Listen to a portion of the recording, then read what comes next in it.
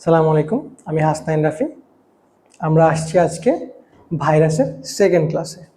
আজকে আমি ভাইরাস টপিকের আবাসস্থল, ভাইরাসের আকৃতি, প্রকৃতি, ভাইরাসের গঠন তুলনামূলক নিয়ে এগুলো নিয়ে আলোচনা করব। ঠিক আছে? আচ্ছা, আমরা ভাইরাসের প্রথম ক্লাস নিয়েছি, আশা করছি তোমরা ভাইরাসের প্রথম ক্লাস করে আসছো। আজকে আমরা ভাইরাসের দ্বিতীয় ক্লাস নিতে আসছি। আজকে প্রথমে আমরা ভাইরাসের কি পড়ব? আবাসস্থল। আবাসস্থল বলতে কি বোঝাচ্ছি? ভাইরাসকে কোথায় কোথায় পাওয়া যায়, ঠিক আছে, বা ভাইরাস কোন কোন অঞ্চলে থাকে। আবাসস্থল বলতে ভাইরাসকে মোটামুটি প্রকৃতির সর্বত্রই আমরা পাই। ভাইরাসকে প্রকৃতির সর্বত্রই আমরা পাবো। ভাইরাসকে হয় জড় অবস্থায় পাবো বা নিষ্ক্রিয় অবস্থা বা জীবী অবস্থায় পাবো। যদি ভাইরাস কোনো জীবের দেহে ঢুকে সেই ভাইরাস ওই জীবের ক্ষতি করতে চায়, তাহলে ভাইরাসকে সক্রিয় অবস্থায় পাবো। আর ভাইরাস এমনিতে যদি প্রকৃতিতে অবস্থান করে, তাহলে সেটা তার নিষ্ক্রিয় অবস্থায় থাকবে। নর্মালি সজীব কোষে ভাইরাস সক্রিয় অবস্থায় থাকে। কোথায় থাকে ভাইয়া? সজীব কোষে ভাইরাস সক্রিয় অবস্থায় থাকবে। ওকে। আর প্রকৃতিতে ভাইরাস থাকবে নিষ্ক্রিয়। প্রকৃতিতে বলতে কোনো জীবদেহের ছোঁয়া না পাইলে ভাইরাস নিষ্ক্রিয় অবস্থায় থাকবে। ঠিক আছে? ওকে। তাহলে ভাইরাসকে আমরা যদি সজীব কোষের ভিতরে পাই, তাহলে ভাইরাসকে সক্রিয় অবস্থায় পাবো, আর প্রকৃতিতে পাইলে নিষ্ক্রিয় অবস্থায় পাবো। নর্মাল ভাইরাস পৃথিবীর সব জায়গাতে আবৃত। ঠিক আছে? পুরা পৃথিবী ভাইরাস দিয়ে মনে করো যে জোরে আছে। এমনিতে যদি একটা উদাহরণ দেয়া যায়, 1 চামচ সমুদ্রের পানিতে, ঠিক আছে, 1 চামচ সমুদ্রের পানিতে প্রায় 1 মিলিয়ন ভাইরাস পাওয়া যায়। কত মিলিয়ন ভাইরাস ভাইয়া? 1 মিলিয়ন। এই 1 মিলিয়ন ভাইরাস বলতে বোঝাচ্ছে 10 লক্ষ ভাইরাস। তাহলে চিন্তা করতে পারতেছো, 1 চা চামচ সমুদ্রের পানি আমি যদি তুলে নিই, সেই সমুদ্রের পানি যদি কোনো একজন মানুষ খেয়ে ফেলে, তার শরীরে প্রায় 10 লক্ষ ভাইরাস চলে যাবে। প্রায় 1 মিলিয়ন ভাইরাস থাকবে হচ্ছে 1 চামচ সমুদ্রের পানিতে। এটা থেকে বুঝতে পারবা যে পৃথিবী পুরাটা জাস্ট ভাইরাস জোড়ায় আছে। হ্যাঁ, এখন ভাইরাস কেন আমাদের ক্ষতি করে না বা কেন আমাদের ক্ষতি করে? যখন ভাইরাস তার রিসেপ্টর সাইট পায়, তখন জীবদেহে সে ক্ষতি করতে পারে। আর যদি সে তার রিসেপ্টর সাইট না পায়, তাহলে ভাইরাস ক্ষতি করতে পারবে না। নর্মালি ভাইরাস নিয়ে আমাদের আলাদা একটা বিভাগই আছে। ভাইরাস নিয়ে আমরা বিজ্ঞানের যে শাখায় আলোচনা করি, সে শাখাকে আমরা বলি হচ্ছে ভাইরোলজি। কি ভাইয়া? ভাইরোলজি থেকে দেখো দুইটা জিনিস পাই আমরা। এক হচ্ছে ভাইরাস অ্যান্ড দুই হচ্ছে লোজোস। লোজোস মানে হচ্ছে সম্পর্কিত জ্ঞান, অ্যান্ড ভাইরাস মানে বিষ। ভাইরাস একটি ল্যাটিন শব্দ। তো ভাইরাস সম্পর্কিত জ্ঞান বা ভাইরাস নিয়ে জীববিজ্ঞানের যে শাখায় আমরা আলোচনা করব, সেই শাখাকে আমরা কি বলবো? ভাইরোলজি। তাহলে দেখো ভাইরোলজি কত কম্প্যাক্ট একটা, কত কমপ্লিট একটা জিনিস, যে যা নিয়ে আমরা একটা আলাদা শাখা খুলে ফেলছি জীববিজ্ঞানের। তাইলে ভাইরাস পৃথিবীর প্রায় সর্বত্র বিস্তৃত। ভাইরাস সজীব কোষে সক্রিয় অবস্থায় থাকবে, ভাইরাস প্রকৃতিতে নিষ্ক্রিয় অবস্থায় থাকবে। 1 চামচ সমুদ্রের পানিতে। কোথায় ভাইয়া? এটা আবার সমুদ্রের পানি। মনে করো যে তুমি যদি বলো হ্যাঁ তাহলে আমরা ফিল্টার পানি খাইতেছি, সেখানে কি আমরা ভাইরাস পাবো? It could be or not could be. পাইতেও পারি, না পাইতেও পারি, সেটা পরের বিষয়।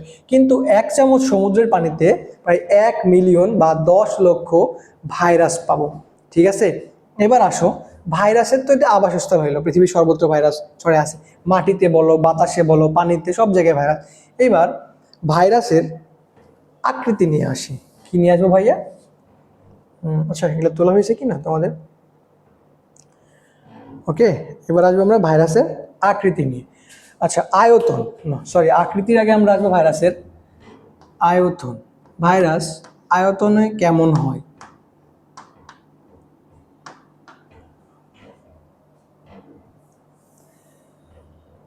হ্যাঁ, ভাইরাসের আয়তন কেমন হবে?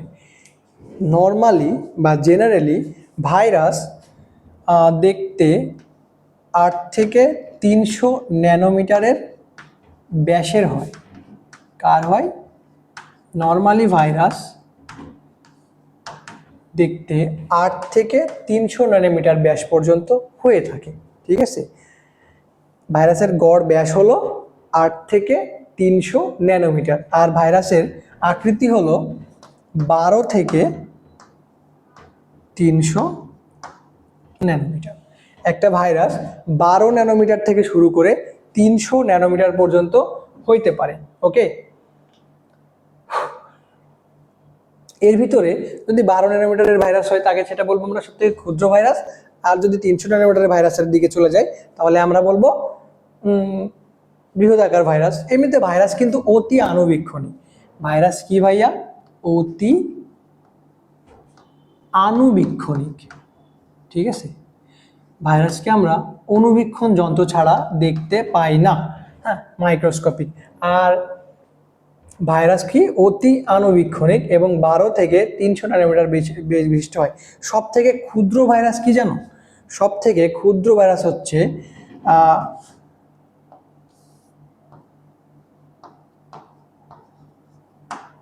গবাদি পশুর ফুট অ্যান্ড মাউথ ভাইরাস। কি ভাইয়া? ফুট অ্যান্ড মাউথ বলে, মানে গরুর মুখে এবং পায়ে এক ধরনের ঘা হয়, এটা হচ্ছে সব থেকে ক্ষুদ্র ভাইরাস। এর দৈর্ঘ্য কেমন হয় জানো? 8 থেকে 12 ন্যানোমিটার। দেখো, সব থেকে ক্ষুদ্র ভাইরাস 8 থেকে 12 ন্যানোমিটার, মানে 12 ন্যানোমিটার থেকে শুরু করে 300 ন্যানোমিটার পর্যন্ত হইতে পারে। হ্যাঁ, তাহলে ক্ষুদ্র আকার ভাইরাস কি পাইলাম আমরা? এটা হচ্ছে গবাদি পশুর ফুট অ্যান্ড মাউথ সৃষ্টিকারী ভাইরাস। আর এমনিতে ভ্যাকসিনিয়া এবং ভ্যারিওলা ভাইরাস হলো বৃহৎ আকৃতির ভাইরাস। এটা তো ক্ষুদ্র গেল। বৃহৎ আকার ভাইরাস হলো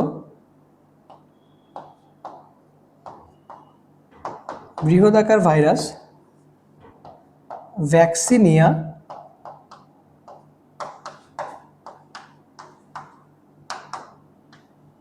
অ্যান্ড ভ্যারিওলা।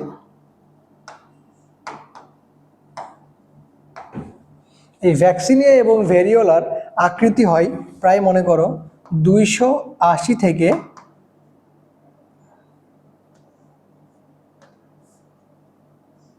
কত? 300 ন্যানোমিটার। ওকে, ভ্যাকসিনিয়া এবং ভ্যারিওলার আকৃতি 280 থেকে 300 ন্যানোমিটার। সব থেকে ক্ষুদ্র ভাইরাস হচ্ছে ফুট অ্যান্ড মাউথ ভাইরাস। আর এমনিতে অন্যান্য গোল আলুর মোজাইক ভাইরাস,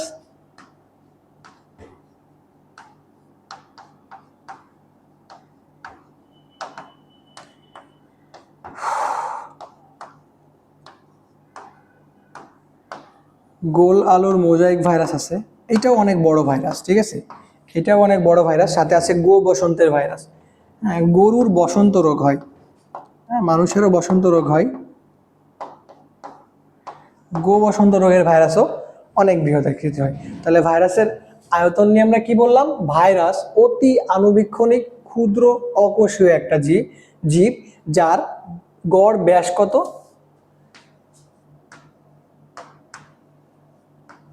গড় ব্যাস হলো 8 থেকে 300 ন্যানোমিটার পর্যন্ত। এবং ভাইরাসের নর্মালি এমনিতে আয়তন হয় 12 থেকে 300 ন্যানোমিটার পর্যন্ত। সব থেকে ক্ষুদ্র ভাইরাস হিসেবে আমরা পাচ্ছি গবাদি পশুর ফুট অ্যান্ড মাউথ ভাইরাস। এটা কার হয়? গবাদি পশুর। এই ভাইরাসের কারণে কি হয়? মনে করো পায়ে এবং মুখে গবাদি পশুর না ঘা হয়ে যায়, এই জন্য এটাকে বলি গবাদি পশুর ফুট অ্যান্ড মাউথ ভাইরাস। আর বৃহদাকার ভাইরাস পাই আমরা কি? Vaccinia, variola. এদের আকৃতি কেমন? প্রায় 280 থেকে 300 ন্যানোমিটার। আর গবাদি পশুর ফুট অ্যান্ড মাউথের 8 থেকে 12 ন্যানোমিটার। এমনিতে গোল আলুর মোজাইক ভাইরাস, বসন্তের ভাইরাস, এইসব ভাইরাসগুলো কি অনেক বৃহৎ আকৃতির হয় বা বড় হয়। ঠিক আছে, এবার গেল কি ভাইরাসের আয়তন। দেন আমরা আসবো কি ভাইরাসের আকৃতি। ভাইরাস দেখতে কেমন হয়? হ্যাঁ, ভাইরাসের আকৃতি কেমন হয়? আকৃতি বলতে বোঝাচ্ছি ভাইরাস দেখতে কেমন হয়। ওকে,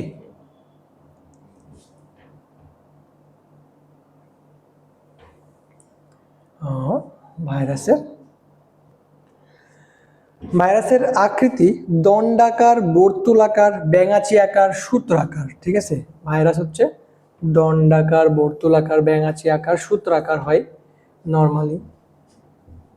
কেমন বলছি আমরা? ভাইরাস দণ্ডাকার মানে একটা দণ্ড বা লাঠির মতন হইতে পারে। বর্তুলাকার ঠিক আছে, বা বর্তুলের মতন হইতে পারে। ঠিক আছে, ভাইরাস কেমন হয়? বর্তুল আকার বা বর্তুলের মতন হয়। তারপরে ব্যাঙাচি আকার। ব্যাঙাচি দেখছো তোমরা?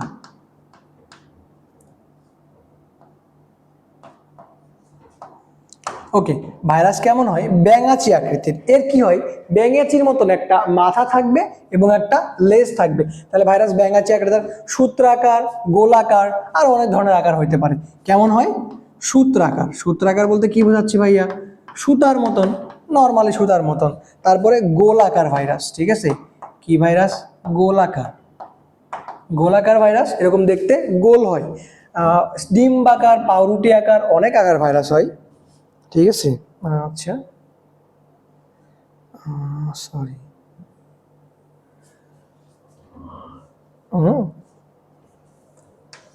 ওকে, ডিম্বাকার।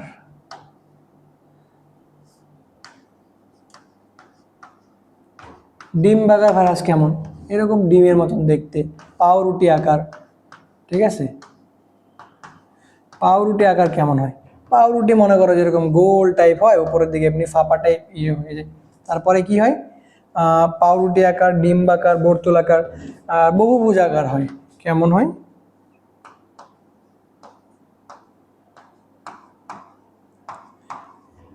বহুভুজাকার বলতে ভাইরাসের দেখতে অনেকগুলা আকৃতি হয়, মানে ভুজাকার, অনেক মানে অনেক ধরনের ভাইরাসের ইয়ে হয়, কোনটার কোনো ইয়ে ঠিক নেই। এটা কেমন? বহুভুজাকার ভাইরাস। তাহলে ভাইরাসের আকৃতি কেমন? দণ্ডাকার, বর্তুলাকার, ব্যাঙাচি আকার, সূত্রাকার, গোলাকার, ডিম্বাকার, পাউরুটি আকার, বহুভুজাকার। ঠিক আছে, ওকে। নেক্সটে আমরা আসবো ভাইরাসের প্রকৃতি নিয়ে। ভাইরাসের প্রকৃতি বা নেচার। নেচার সম্পর্কে আমরা যদিও আগেও জেনে আসছি, তবুও আমরা নেচার সম্পর্কে জানতে চাই। ভাইরাসের নেচার কেমন হয়? ভাইরাস, যা দেখো তো, প্রোটিন এবং নিউক্লিক অ্যাসিড দিয়ে গঠিত একটি অতি আণুবীক্ষণিক সত্তা বা জীব। ভাইরাস প্রোটিন এবং নিউক্লিক অ্যাসিড দিয়ে গঠিত অতি আণুবীক্ষণিক সত্তা বা একটা জীব। আর ভাইরাসের প্রকৃতি কি? ভাইরাস আসলে কেমন? ভাইরাস আসলে ভাইরাসই। কি? ভাইরাস,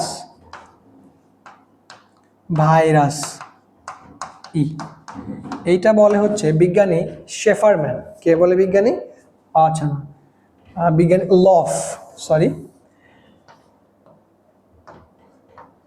বিজ্ঞানী লফ বলে কি ভাইরাস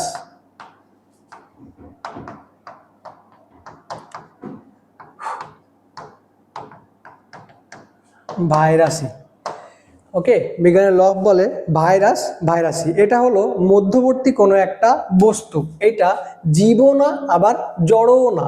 ভাইরাসের যে জিনিসগুলো আছে এগুলো জীবও না আবার জড়ও না, বরঞ্চ ভাইরাস ভাইরাসই। এটা একটা রাসায়নিক অণু এবং জীবের মধ্যবর্তী বস্তু। ঠিক আছে, কি? এটা হচ্ছে রাসায়নিক অণু,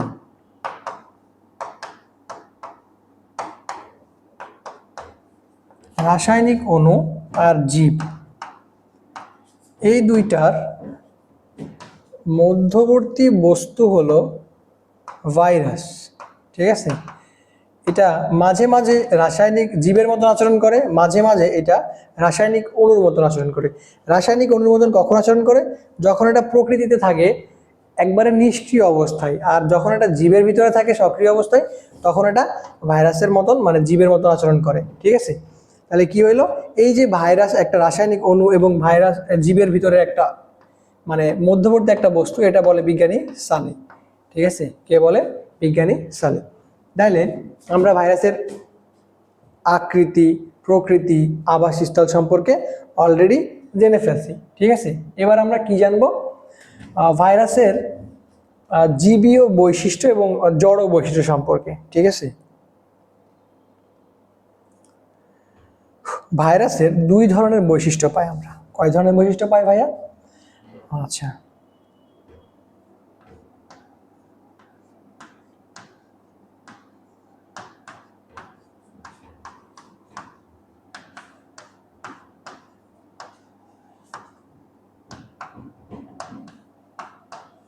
ভাইরাসের বৈশিষ্ট্য একটা আছে জীবীয় বৈশিষ্ট্য, আর একটা আছে জড় বৈশিষ্ট্য।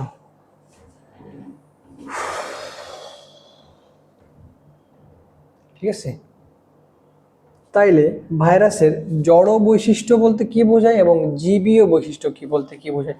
ভাইরাস জড় এবং জীবের মধ্যবর্তী একটা সত্তা, অতি আণুবীক্ষণিক অকোষীয় মধ্যবর্তী একটা সত্তা। ভাইরাস যখন প্রকৃতিতে অবস্থান করে তখন এটা কি করে? জড় বস্তুর মতো আচরণ করে। কোথায় থাকে এটা? প্রকৃতিতে যখন থাকে তখন এটা জড় বস্তুর মতো আচরণ করে। আর যখন জীবের শরীরে থাকে তখন এটা কি? জীবের মতো আচরণ করবে।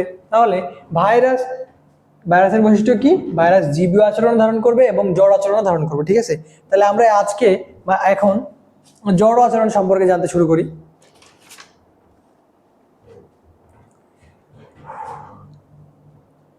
আচ্ছা,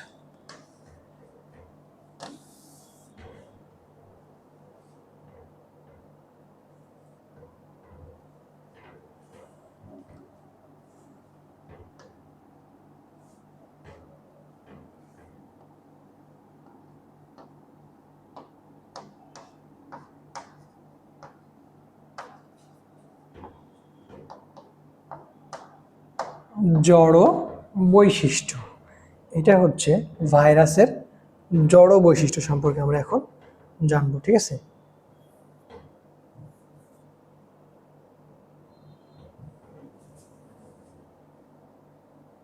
আচ্ছা, ভাইরাসের জড় বৈশিষ্ট্যের ভিতরে প্রথম জড় বৈশিষ্ট্য হচ্ছে অতি আণুবীক্ষণিক এবং অকোষীয় সত্তা। কি ভাইয়া?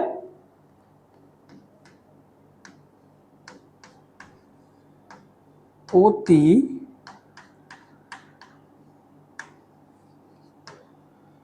আণুবীক্ষণিক অকোষীয় সত্তা।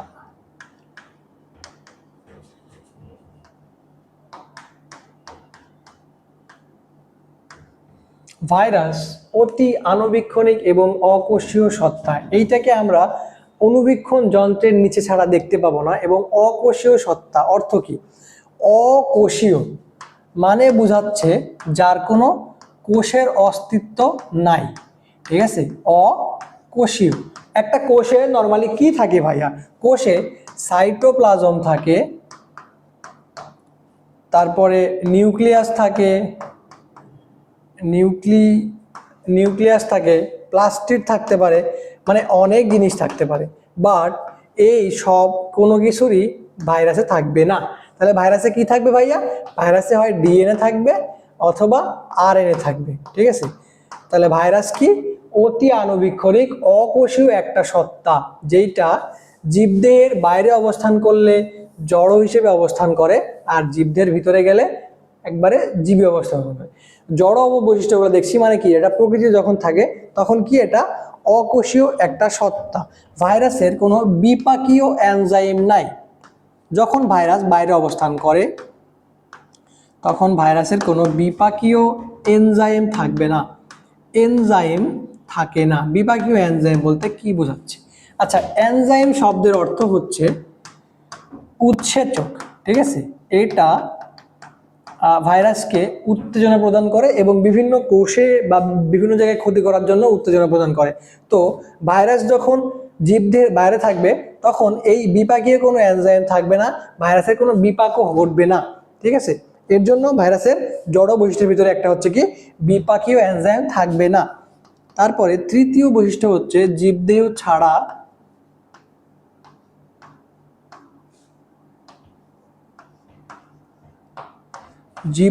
এদের প্রজনন সম্ভব না। ঠিক আছে, জীবদেহ ছাড়া এদের প্রজনন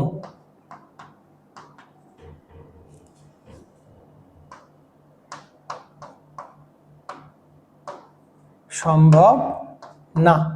জীবদেহ ছাড়া কেন প্রজনন সম্ভব না? কেননা ভাইরাস জীবদেহের বাইরে একবারে নিষ্ক্রিয় অবস্থায় থাকে, ধূলি কণার মতন ঘুরে বেড়ায়। এর জন্য যদি এদেরকে প্রজনন করতে হয়, মনে করো যে নিজের যৌনজনন বলো বা অযৌনজনন বলো, যদি করতে হয় তাদেরকে কি লাগবে? বিভিন্ন ধরনের এনজাইম লাগবে, যেগুলো তার শরীরের ভিতরে নাই। বিপাকীয় এনজাইম নাই, হ্যাঁ, এবং তার জীবদেহ ছাড়া প্রজনন সম্ভব না। তারপরে আরেকটা গুরুত্বপূর্ণ জড় বৈশিষ্ট্য হচ্ছে ভাইরাসকে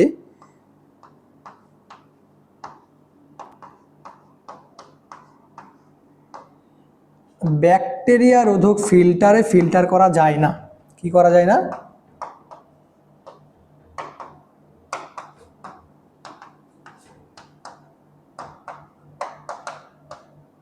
ফিল্টারে ফিল্টার করা যায় না। ভাইরাসকে ব্যাকটেরিয়া রোধক ফিল্টারে ফিল্টার করা যায় না। কেন যায় না? কেননা ভাইরাস অতি ক্ষুদ্র, ঠিক আছে, 8 থেকে 12 ন্যানোমিটার এর ব্যাস, এবং ভাইরাস যখন প্রকৃতিতে অবস্থান করে তখন ভাইরাসগুলো আরো ক্ষুদ্র অবস্থায়, একেবারে ছোট অবস্থায় থাকে এবং ধূলিকণার মতন করে থাকে। তখন ব্যাকটেরিয়া রোধক ফিল্টারে ভাইরাসকে ফিল্টার করা যায় না। ব্যাকটেরিয়া রোধক ফিল্টারে শুধুমাত্র ব্যাকটেরিয়াকে ফিল্টার করা যাবে। তারপরে ভাইরাসকে কেলাসিত করা যায়।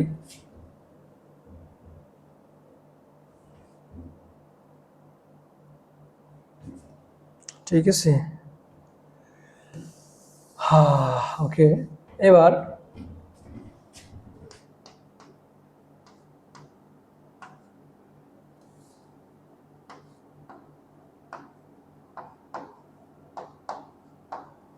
কেলাসিত করা যায়, তলানীকরণ করা যায়, কেলাসিত তলানীকরণ করা যায়। তারপরে ভাইরাসকে সেন্ট্রিফিউজ করা যায়,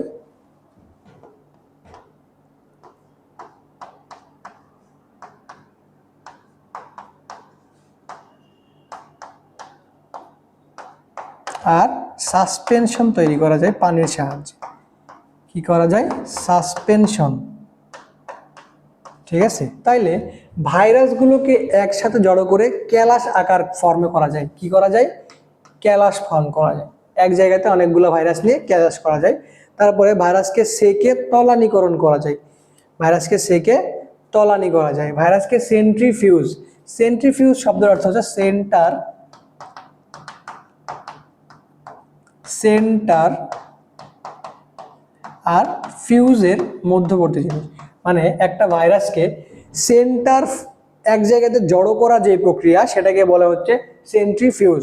আর সাসপেনশন মানে একটা দ্রবণ, এই দ্রবণটা তৈরি করতে পানি লাগে। ঠিক আছে, তো ভাইরাসকে সাসপেনশন করা যায় কার মাধ্যমে? পানির মাধ্যমে। এরপরে ভাইরাস যখন জড় অবস্থায় থাকে তখন দৈহিক বৃদ্ধি ঘটে না। ভাইরাসের কি হয় না? দৈহিক বৃদ্ধি ঘটে না। ভাইরাস যখন বাইরে জড় অবস্থায় থাকে তখন তার দৈহিক বৃদ্ধি ঘটে না। ভাইরাস অ্যাসিড এবং ক্ষার প্রতিরোধে সক্ষম, মানে অ্যাসিড এবং ক্ষার প্রতিরোধে সক্ষম, কিন্তু এতে অ্যান্টিবায়োটিক কোনো কাজ করে না। কি করে ভাইরাস?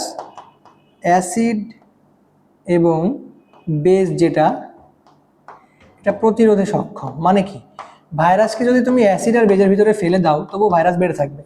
কি থাকবে? বেঁচে থাকবে। প্রতিরোধে, ভাইরাস অ্যাসিড এবং বেজ প্রতিরোধে সক্ষম, এবং অ্যান্টিবায়োটিক ভাইরাসের কোনো তেমন ক্ষতি করতে পারে না যখন ভাইরাস বাইরে থাকে। ঠিক আছে, কি করবে না? অ্যান্টিবায়োটিক কোনো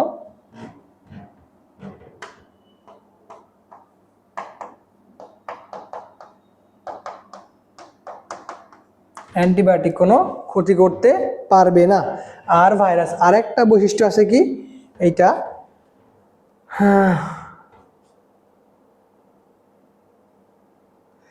আর একটা বৈশিষ্ট্য হলো virus, sorry,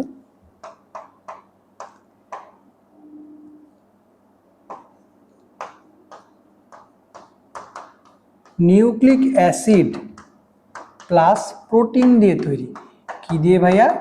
nucleic acid plus protein দিয়ে ভাইরাস তৈরি। তাইলে আমরা এতক্ষণ পড়লাম ভাইরাসের জড় বৈশিষ্ট্য। ভাইরাস যখন প্রকৃতিতে থাকবে তখন ভাইরাসের জড় বৈশিষ্ট্যগুলো থাকবে। ভাইরাসটা দেখতে অতি আণুবীক্ষণিক হবে, ঠিক আছে, খুবই ছোট এবং অকোষীয় সত্তা, এটা কোনো কোষের ঠিক ঠিকানা নাই, মানে নিউক্লিয়াসের প্লাস্টিড টাস্টিড কিছু থাকবে না, ঠিক আছে, নিউক্লিয়াস প্লাস্টিড কিছু থাকবে না, বিপাকীয় কোনো এনজাইম থাকবে না, ভাইরাস কোনো কিছু বিপাক করতে পারবে না, জীব দিয়ে ছাড়া এরা প্রজনন করতে সক্ষম না, ভাইরাসকে ব্যাকটেরিয়া রোধক ফিল্টার করা যায় না, ভাইরাসের ক্যালাসিতকরণ করা যাবে, তলানীকরণ করা যাবে, সেন্ট্রিফিউজেশন করা যাবে, সাসপেনশনও করা যাবে, দৈহিক বৃদ্ধি এদের সম্ভব না, কেননা এরা প্রকৃতিতে অবস্থান করে। এরপরে আসো, ভাইরাস অ্যাসিড এবং বেস দিয়ে এটাকে নষ্ট করা যাবে না। কেন নষ্ট করা যাবে না? ভাইরাস যখন প্রকৃতিতে ধূলিকণার মতো থাকবে তখন ধূলিকণায় ধরতে হবে তাকে, তাকে যদি আমরা অ্যাসিড বা বেজের ভিতরে ডুবাইয়ে দেই তাও সে বেঁচে থাকবে, এবং অ্যান্টিবায়োটিক দিয়ে তার কোনো ক্ষতি করতে পারবে না, কেননা ভাইরাস তার জীবীয় সত্তা দেখাচ্ছেই না, তুমি তাকে অ্যান্টিবায়োটিক দিয়ে কিভাবে ক্ষতি করবা। এরপর আসো, ভাইরাস নিউক্লিক অ্যাসিড আর প্রোটিন দিয়ে গঠিত। ভাইরাস নিউক্লিক অ্যাসিড এবং প্রোটিনের একটা সমাহার। ওকে, এইগুলা গেল ভাইয়া ভাইরাসের জড় বৈশিষ্ট্য। এরপরে আসবো আমরা ভাইরাসের জীবীয় বৈশিষ্ট্যে। ওকে, আমি মুছে দিলাম। ওকে, অনেক কষ্ট করে লিখছিলাম, তবু মুছাই দিলাম। এবার আসো ভাইরাসের কি জীবীয় বৈশিষ্ট্য।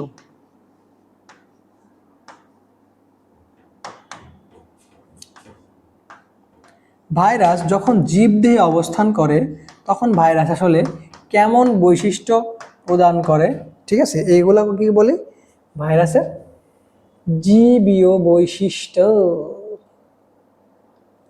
ওকে ওকে, আসেন, ভাইরাসের জীবীয় বৈশিষ্ট্যের প্রথম বৈশিষ্ট্যই হলো ভাইরাস সংখ্যা বৃদ্ধি করতে পারে। ভাইরাস কি করতে পারে ভাইয়া?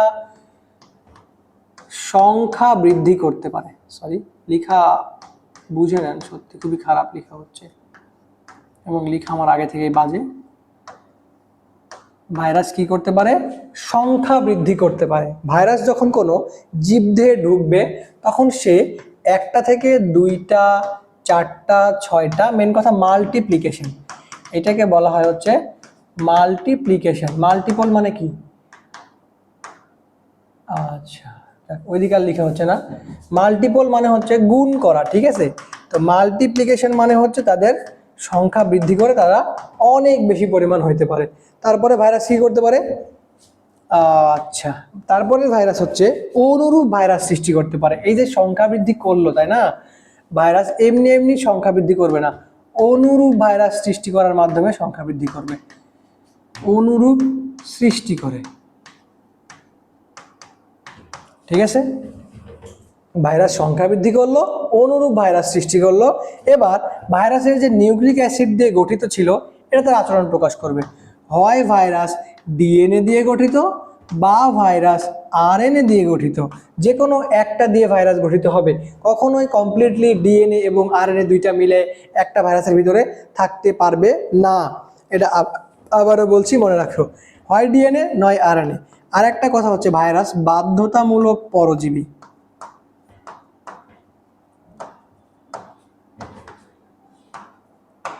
ভাইরাস বাধ্যতামূলক পরজীবী মানে কি ভাইয়া?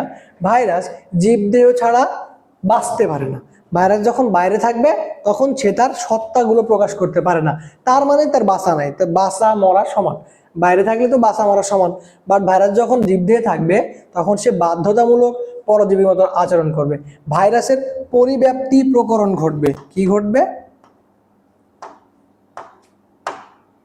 পরিব্যাপ্তি প্রকরণ ঘটবে। কার ঘটবে ভাইয়া? ভাইরাসের ঘটবে। পরিব্যাপ্তি বলতে কি বোঝাচ্ছে? পরিব্যাপ্তিটা হচ্ছে মিউটেশন, ঠিক আছে, মিউটেশন বলতে বোঝাচ্ছে, মনে করো ভাইরাস শীত প্রধান অঞ্চলে অ্যাটাক করছে, অ্যাটাক করে খুবই ক্ষতি করতেছে, করতে করতে হঠাৎ করে ধীরে ধীরে গরম চলে আসছে, তাহলে কি ভাইরাস ক্ষতি করা বন্ধ করে দিবে? না, সে ধীরে ধীরে নিজেকে অ্যাডাপ্ট করে নেবে, কি গরমেও ক্ষতি করতে শুরু করবে। এইটা হচ্ছে ভাইরাসের মিউটেশন বলে, বা অভিযোজিত হওয়ার ক্ষমতা, এটাকে বলে পরিব্যাপ্তি, নিজেকে চেঞ্জ করা। আর প্রকরণটা কি? ভ্যারিয়েশন আনা। ভাইরাস আগে কি করতো? জাস্ট খালি সর্দি কাশি, মনে করো করোনা ভাইরাস কি করতো, আগে জাস্ট ফুসফুসে অ্যাটাক করতো, এখন ধীরে ধীরে লিভার নষ্ট করতেছে, অন্যান্য জিনিস অ্যাটাক করতেছে, এটা হচ্ছে ভ্যারিয়েশন। তাহলে ভাইরাসের কি ঘটবে? পরিব্যাপ্তি মানে মিউটেশন ঘটবে, প্রকরণ মানে ভ্যারিয়েশন ঘটবে। এরপরে অভিযোজন, ঠিক আছে, অ্যাডাপ্টেশন। ভাইরাস কি করবে ভাইয়া? অভিযোজন, অ্যাডাপ্টেশন। এই যে বললাম শীতকালের ভাইরাস কি গরমকালে মানুষকে ছেড়ে দিবে? না, এই ভাইরাস খুবই দ্রুত অ্যাডাপ্ট করতে পারবে অন্যান্য ভাইরাসের সাথে মিলে। সে কি করবে? গরমকালেও মনে করো যে ভাইরাসের অ্যাটাক সে দিতে পারবে। গরমকালেও সে ভয় পাবে না অ্যাটাক করতে। আচ্ছা, অভিযোজন গেল, পরিব্যাপ্তি, অভিযোজন, প্রকরণ। এরপরে ভাইরাসের আরেকটা বৈশিষ্ট্য আছে, হচ্ছে খুবই গুরুত্বপূর্ণ বৈশিষ্ট্য, এটা জিনগত পরিবর্তন বা জিনেটিক রিকম্বিনেশন।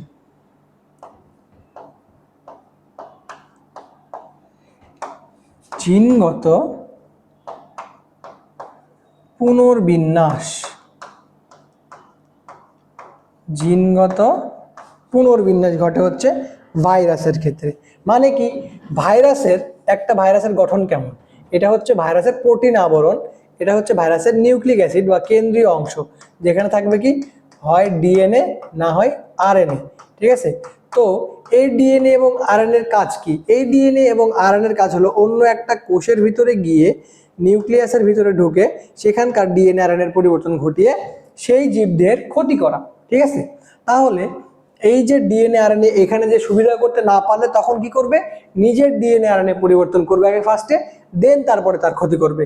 এটাই হচ্ছে ভাইরাসের মূল উদ্দেশ্য। তাহলে ভাইরাসের কয় ধরনের বৈশিষ্ট্য থাকলো? এবার আমরা জীবীয় বৈশিষ্ট্যে আসি। জীবীয় বৈশিষ্ট্য কি ভাই ভাইরাসের? জীবীয় বৈশিষ্ট্য হচ্ছে সংখ্যা বৃদ্ধি করতে পারবে ভাইরাস জীবের ভিতরে ঢুকে, অনুরূপ ভাইরাস সৃষ্টি করতে পারবে, ডিএনএ আরএনএ এর বৈশিষ্ট্য প্রকাশ করতে পারবে, বাধ্যতামূলক পরজীবী বা অব্লিগেটরি প্যারাসাইট, সে যে ভাইরাসের ভিতরে থেকেই নিজের জীবন পাবে, মানে জীবের ভিতর থেকে।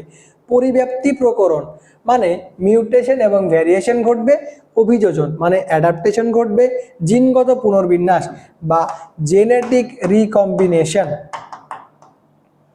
জেনেটিক রিকম্বিনেশন ঘটতে পারে। ঠিক আছে, আজকে আপাতত এতটুকুই। নেক্সটে আমরা কোনো ক্লাস আবার তৃতীয় ক্লাসে দেখা হচ্ছে। ঠিক আছে, আসসালামু আলাইকুম।